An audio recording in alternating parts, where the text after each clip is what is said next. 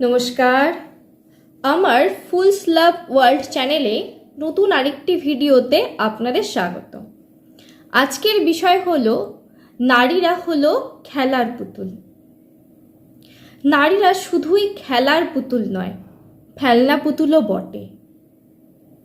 এই পুরুষতান্ত্রিক সমাজে নারীরা শুধুই সন্তান উৎপাদনের মেশিন এবং পুরুষের ভোগবিলাসিতার বস্তুসম।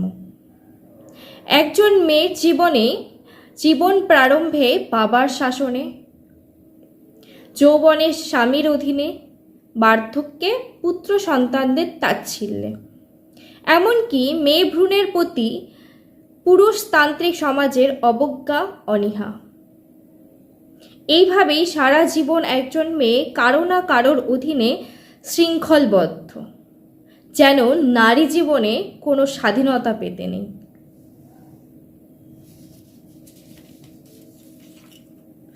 নারী সমাজ যুগ যুগ ধরে খাঁচাবন্দি, নারীদের যেন সুখ পেতে নেই। পুরুষ দেবতাদের সুখী করার একমাত্র দায়িত্ব কর্তব্য নারীদের হাতে। এভাবেই সংসারের সুখ নারীদের ওপর ন্যস্ত।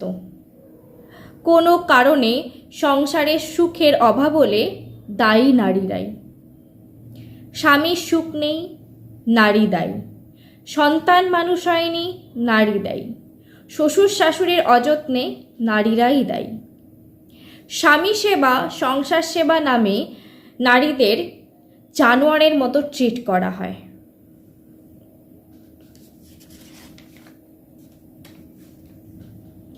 নারীরা শান্তি দায়িনী, তাদের নিজেদের সুখী থাকবার অধিকার নেই, তাই নারীরা হতাশায় কেঁদেই সুখী। নারীর অপরাধ কলঙ্ক সমতুল্য। ঈশ্বর নারীদের গুরুত্ব দিয়েই তৈরি করেছেন, কিন্তু পুরুষ সমাজ নারীদেরকে শুধু ভোগের বস্তু করেই রেখেছে।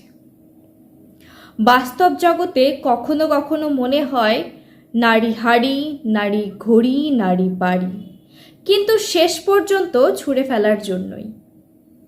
যেমন তেজপাতা রান্নার কাজে লাগে, রান্না শেষ, তেজপাতা মূল্যহীন।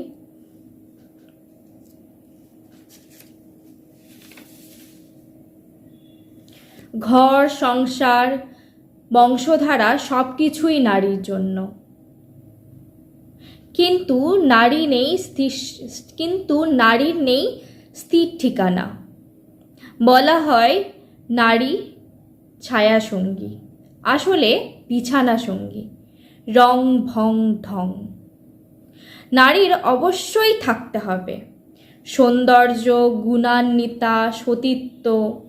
অপরপক্ষে পুরুষদের ওসবের দরকার নেই। পুরুষরা অসুর হলেও স্মার্ট, হ্যান্ডসাম।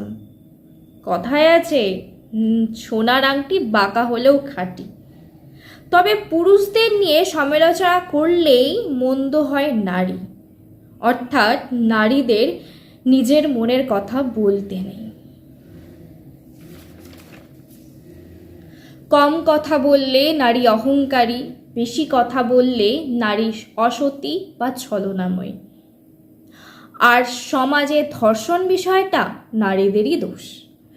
পুরুষ পবিত্র তুলসী পাতা সম, কিন্তু শুনতে খুব ভালো লাগে কবির কথায়, বিশ্বে যা কিছু মহান চির কল্যাণকর, অর্ধেক তার নারী, অর্ধেক তা করিয়াছে নারী, অর্ধেক তার নর। ধন্যবাদ। Please share and subscribe my channel.